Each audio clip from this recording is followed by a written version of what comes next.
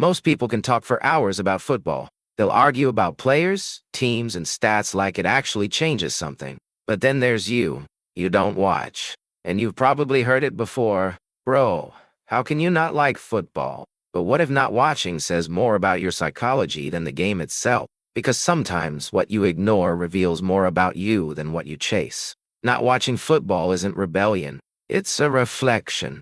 It shows where your focus goes and what your mind truly values. Psychologists call it value dissonance, when the world finds joy in something your brain simply doesn't respond to. And that's not strange. That's awareness. People who don't watch football usually fall into four types, and each one reveals something powerful about how the mind works. Type 1. The self-focused thinker.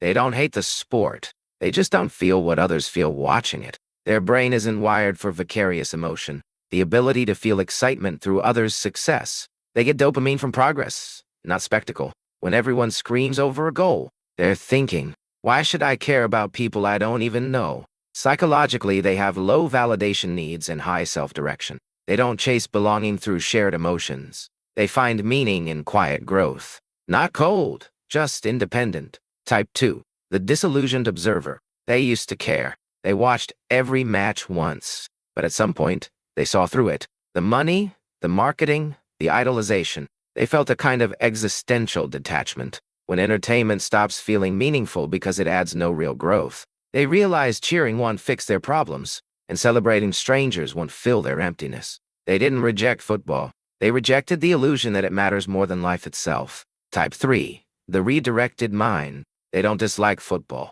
They just don't need it. Their excitement goes somewhere else. Cars, music, games, stories, design.